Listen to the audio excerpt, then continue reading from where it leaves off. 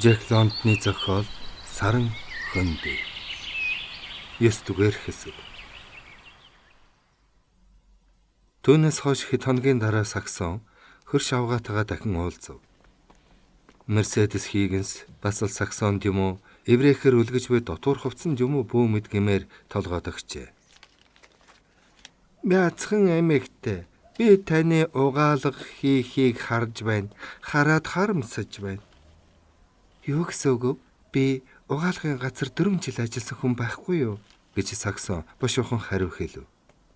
Мерседес зэвүүнээр инээж, "Хуураар угаадаг газар уу? Угаалгах чи гэж дээ. Яста балаа ижил. Уураар цэвэрлэх газар хамгийн борг дотуур хувцас орох ёстой. Тийм л жирийн цэвэрлэгээ байхгүй юу?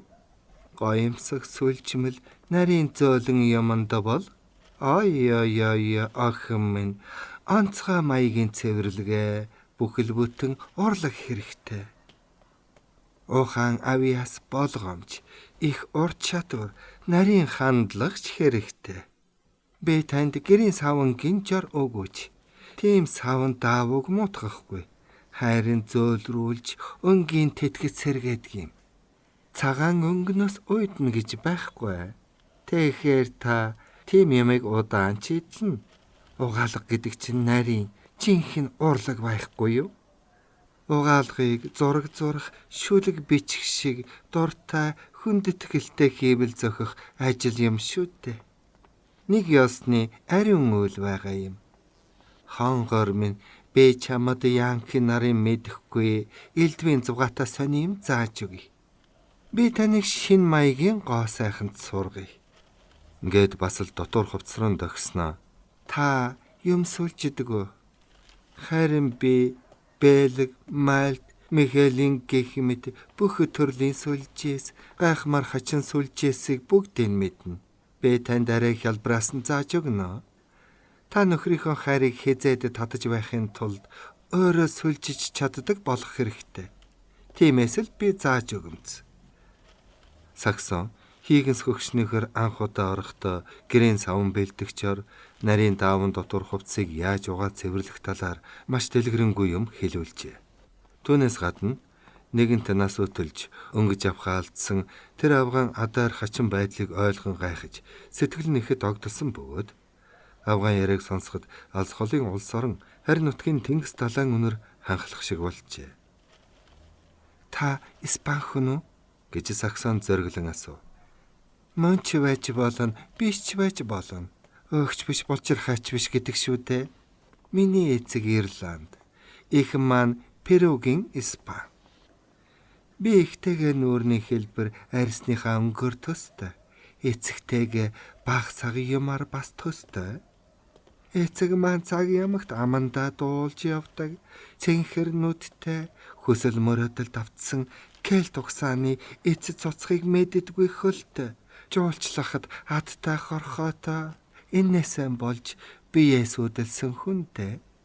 Тэр хорхоо надад амжиж үлдсэн болохоор би чинь эцгийнхэн тэнсэн тэр алс холын улс гүрэн тийш бас тимүүлсэн хүн шүү. Саксон сургуульд заалгаж байсан газар зүйн хичээлийг санахад тэв газар тэдгэрийн эргийг тахир мөрийн шугамаар ялгсан байдгийг бүр түр тухайлж байлаа. Та тэгвэл Өмнөд Америкийн хүн байх нэ? Мерседес мөрөө хавцс хийж. Хүн ямар нэг газар төрөх хэрэгтэй. Миний их том аж ахуйтай байсан. Бэлчээрийнх нь өчүүхэн хэсэг гихтэл Окленд тэр чигээрээ багтана. Эмгэн инээмсэглэснээс сүрсалдан нэг хэсэг дурсан жандан автобололтой дуугүй болов. Испани, Калифорнид хүмүүс амьдралаа хэрхэн өнгөрүүлж байсан бол тэр маягаар залуунаасаа өнгөрүүлсэн баймаар энэ авгаан амьдралын тухай аль болох их юм сонсхийг Саксон хүсжээ. Та англиар өөсөвгүй үнэхээр сайн ярих юм. Бодвол сайн боловсрол олж авсан хүн юм. Англиг үү? Би энэ хэлийг хожим сурсан. Сургуульд заалгаагүй. Нэрээ би сайн боловсрол олж их ч мэдэж авсан. Гагцхөө гол нэг зүйл мэдээгүй. Ирчүүдийн талаар мэдэж чадаагүй. Бас л хизээ хойно мэдсэн. Намайг боловсралтай мөртлөө Яв явсаар шөнийн манайчийн эхнэр болно гэж миний ээж зөөдлөөч үгүй байх. Ээж минь бэлчээрийн ван авхаа гэлцдэг тийм хачин их баян хатагтай байсан болохоор яаж тийм юмны талаар зөөдлөх вдэ? Манайх хэдэн зуун, тэр бүхэл хэдэн мянган шөнийн манаач ажилчинтай. Тэд бүгд бидэнд үйлчилдэг байсан юм. Пионуудтай байсан. Тэд чинь энтхийн ойлголтоор бол бараг боол байж. Бас агтчтай байсан. Тэд манай аж ахуй нэг захаас нөгөө зах хүрэх гэж мориор 200 бэр газар явдаг байв. Гэрийн зарцас шивгчин гэвэл бүр тоолохын аргагүй олон байж билээ. Ээж лав ганцаараа гэхэд 10 зарц шивгчинтэй байсан юмдаг. Грек эхнэр мэт бурамтгай Мерседес хийгэнс саксонтой инхүү хууч хөрсөөр байлаа. Гэвч тэд даанч заван залхуу амьтад харин хятадууд л сүрхий сайн зарц байсан. Япончууд итгэлтэй гэвч хятадууд нь илүү. Япон шивгчин хөөхнүүд сайн цаваа сэргэлэн улс. Нэг гэмн симхий гарвал хизээч хамаагүй хаяад алга болсон байх вэ? Индус нар чадал муутай, харин чихцөөлөнтэй, дуулахвартай. Сагиб, мэм сагиба тэдний хувьд шүтэн байлаа. Намайг эмэгтэй болохоор тэд мэм сагиб гин. Надад нэг тогооч орс байсан юм. Тэр хүн заяаны сайн гэд 100 руу дандаа нулимдагсан. Их инээдтэй. Бид тийм заншилтай юм бол яа гэхэвдэ гэдэг байлаа. Саксон эмгэнийг цааш нь яриулах гэж. Танд тийм хачин зарц байсан хойно та бодвол их жуулчилсан биз дээ гэв. Мерседес инээмсэглэн толгой дахин. Хамгийн гайхалтай нь далайн орны хар боолууд. Бэжижхийн үсэн буржгар ясаар гоёл чимэг болгож хамраа дөрөлсөн явна. Тэднийг лазгнахт нь юм уу, хулгай хийхт нь хашааны гадна задын тал мотонд хөлж байгаад хэрсний суран ташуураар гөвшин. Тэд угаасан махчин хүний толгой хөөцөлддөг анчтын оршдог арлаас баригдсан амьтад болохоор тэгж зотход ганц ч ган хийхгүй, яач гихгүй. Тийм нэрлэхүү бахархуу амьтад байсан. Дөнгөж 12 та жижигхэн би гэж байсныг би сайн санаж байна. Миний зарц байсан юм. Зодуулж нуруу улаан няц болоход нь би тэсгэлгүй уйлахад майнер харин инээж хүлээзэн би том цагаан эзний толгойг тас огтлохдоо огтлон гэдэг байж байлээ. Өөрийг нь зодож байсан Брюс Анстэй гэдэг англи хүнийг тэгж занаж байгаа нь тэр. Гэхдээ жаахан би эзнийхэн толгойг огтолж чадаагүй. Харин өөрөө оргож яваад зэрлэг хүмүүстэй баригдаж толгоогоо тас огтлуулан тэдний идэж болсон юм. Саксоны голд хүй төргөж царайнд барах боловч авга ярьсаар байлаа. Атам монч зугаатай нүргэнтэй зэрлэг цаг байж дээ. Газрын эзэн англичууд 3 жилийн дотор Тэнгисийн ус шиг их шампансаг, Шотланд виски архиулж 30,000 паунд үрсэн гэхэд хонгор минь та итгэхгүй биз. Доллар биш паунд шүү дээ. Доллар гэж бодвол 150,000 доллар гэсэн үг. Тэд үрж тарах юмтай байхдаа хаад ноён чиг дураараа дүргэж байлаа. Энэ бол үлгэрт гардаг шиг ухаан бодолгүй бүр солиотой амьдрал байж. Тэнтэс явах гэж би хамаг сайхан Эрдэнсийн тэн хагсыг Шинэ Зеландад худалдахад хүрсэн. Брюс Анстэй ч бүр сүүлдээ өөрийгөө буудаж үхэх нь тэр. Рожер негэр багтаа худалдааны хөлгийн жолоо баригч болж сард 8 паундын цалин авах болов. Джек Гилбрейтл хамгийн гайхалтай нь байлаа. Тэр бол баян язгуурт гэр бүлээс гаралтай хүн. Англида буцаж ирээд овгийнхоо шилтгэний орчинд муур тэжээх махны худалдаа хийж байснаа.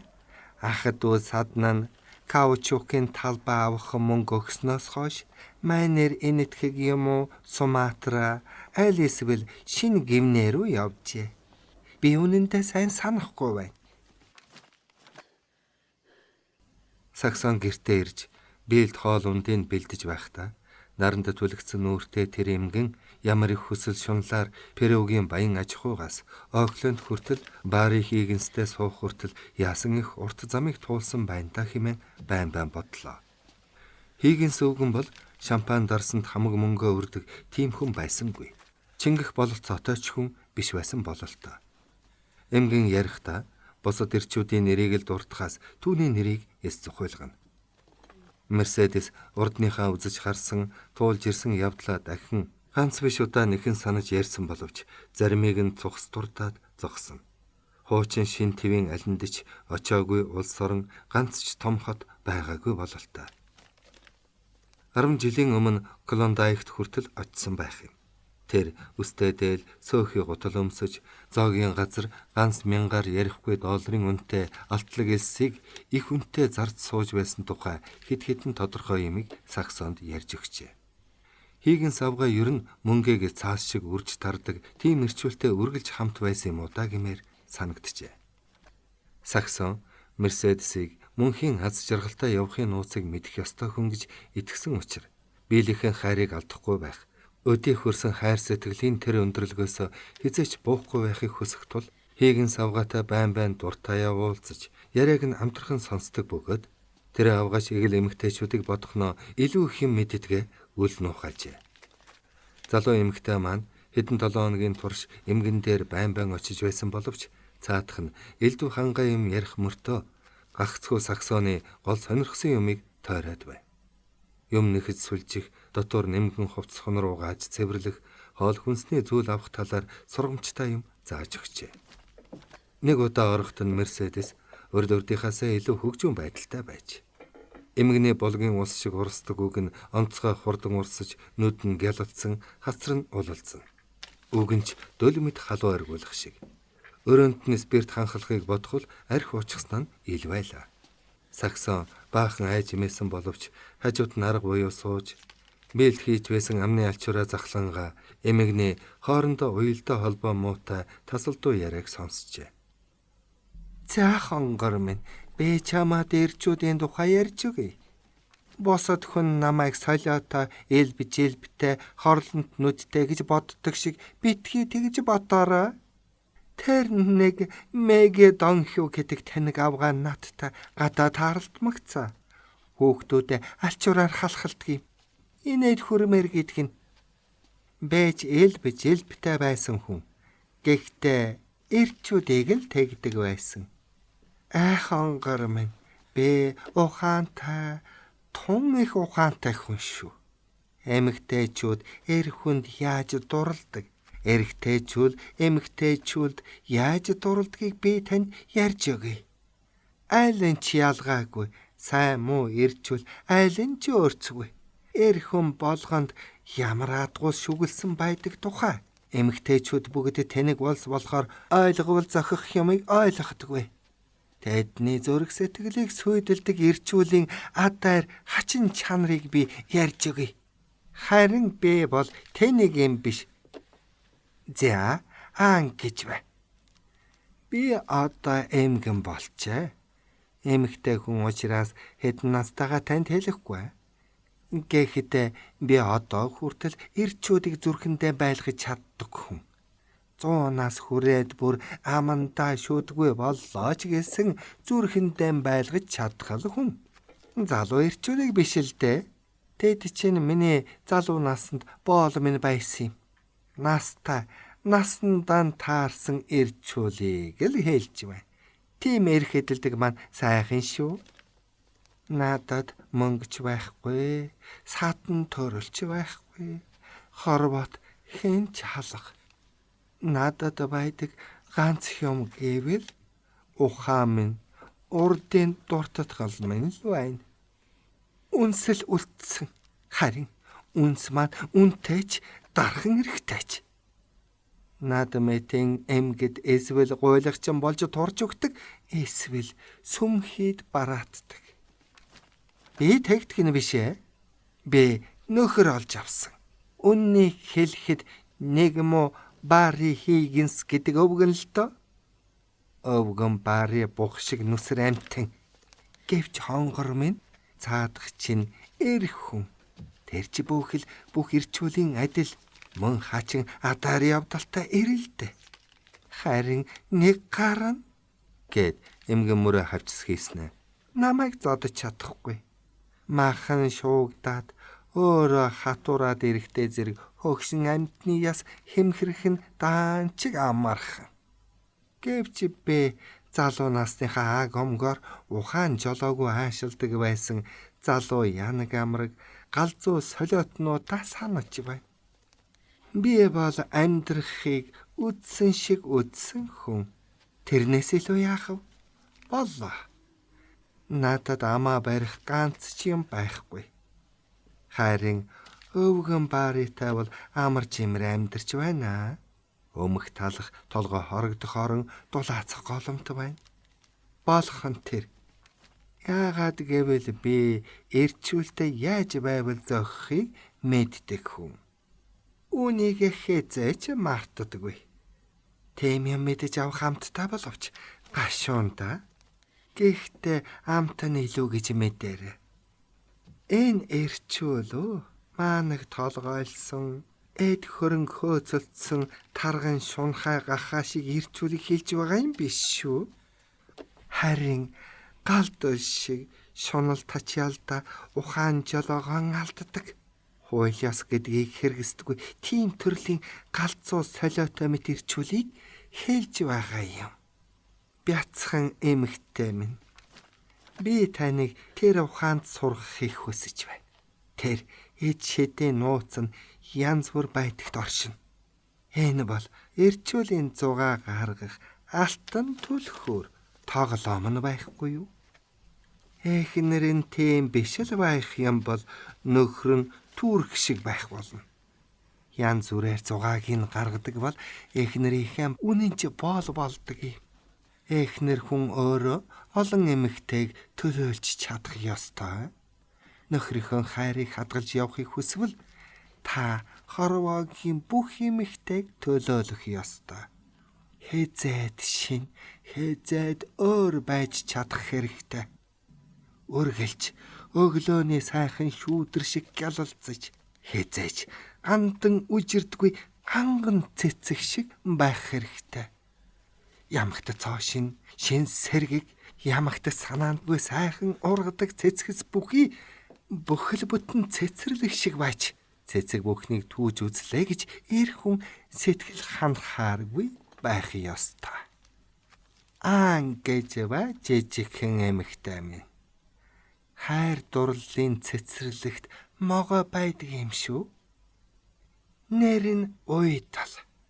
Энэ могой толгой дээр гიშгэж байхгүй бол цэцэрлэгийн чинь сөнөө. Уйтал гэдэг энэ нэг нэрийг сайн тогтоож аваарай. Хэзээч нэг их элен далангүй байх хэрэггүй. Эрчүүл бүдүүлэг улс шиг санагддагаас биш, үнэндээ эмэгтэйчүүл илүү бүдүүлэг улс шүү. Хонгор минь надтай маргах хэрэггүй шүү. Та одоо хэрн юу ч мэдэхгүй охин хിവэр байна. Эмэгтэйчүүд эрчүүлээс намбгүй улс. Би мэдэлгүй яах вэ? Эрчүүлтэйгээ яадаг ийдэг хамаг нарийн нандин юм биедээ ярина. Гэтэл эрчүүл эхнэрийнхээ тухай юу ч ярихгүй. Тийм элен талангүй ярьдаг учир нь юу? Мэнэ бодоход хайр сэтгэлийн юм болгонд эмэгтэй хүн эрэгтэй хүнээс намбгүйг л харуулж байгаа хэрэг. Энэ бол тэдний алдаа. Энд л альва уйдлын эхлэл оршин.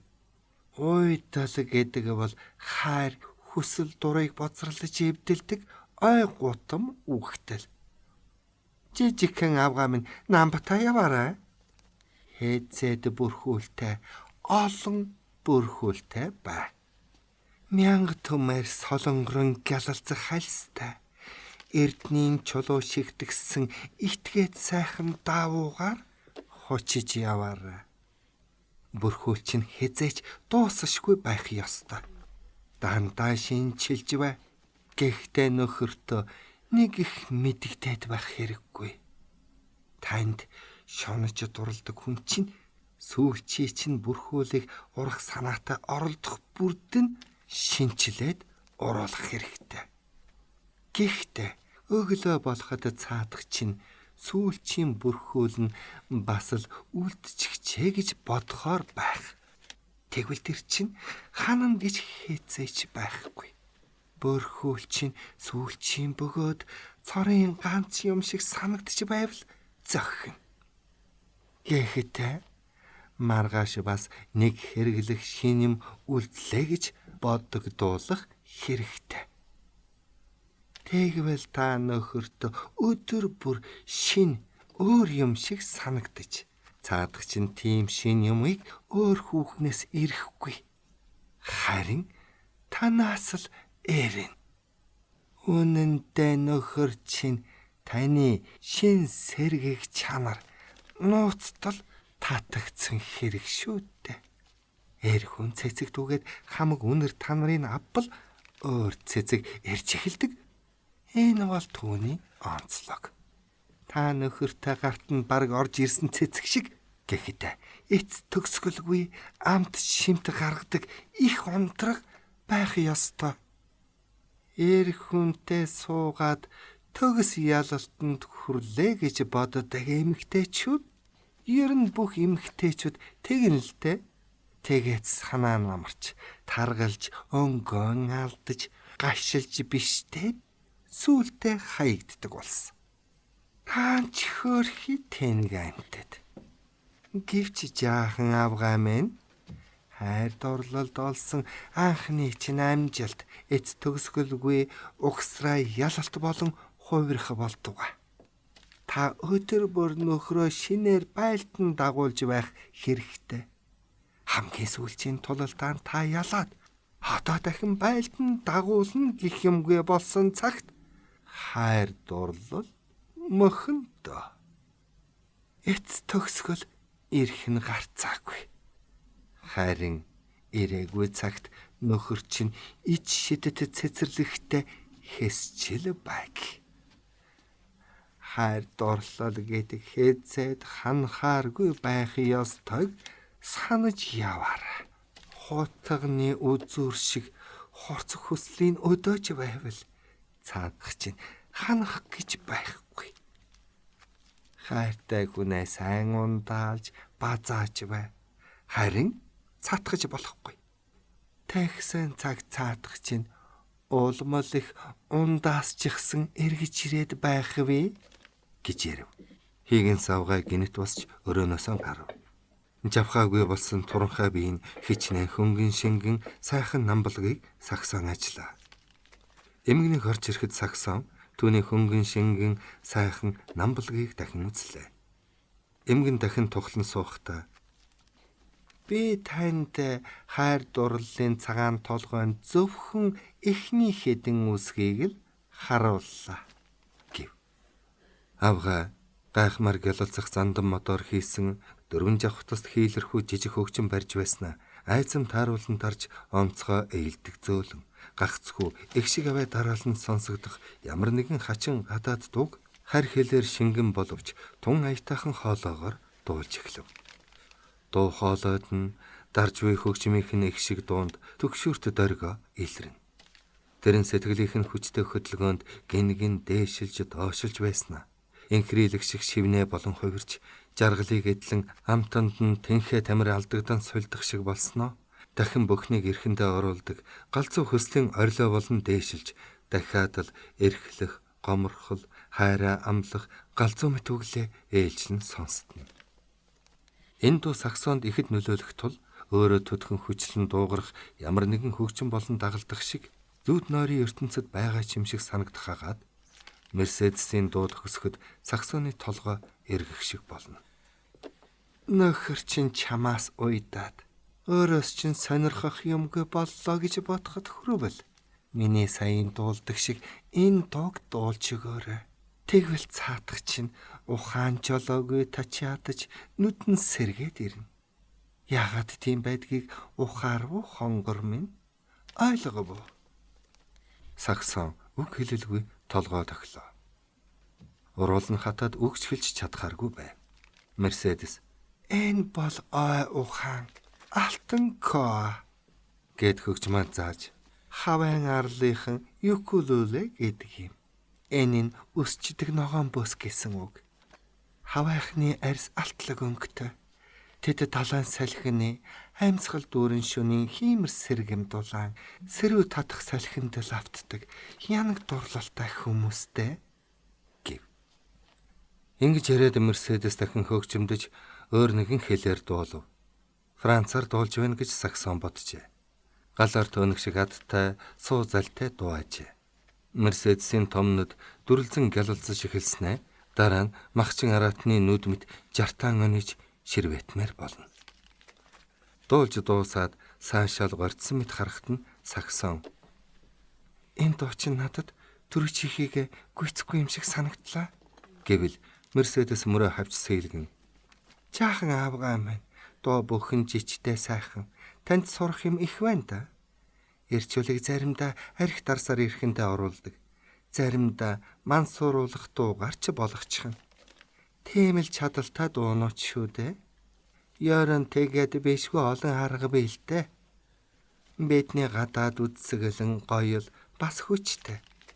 Энэ бол ил бижилбийн тор гэсэн үг. Бэд чинь хаарсаар гоёлынхан хүчээр ирчүүлэг өргөхдөхтаа ямар ч загас чин тороороо загас шүртгэс илүү улс шүү. Та зөв зам дээр гарсан хүн байна.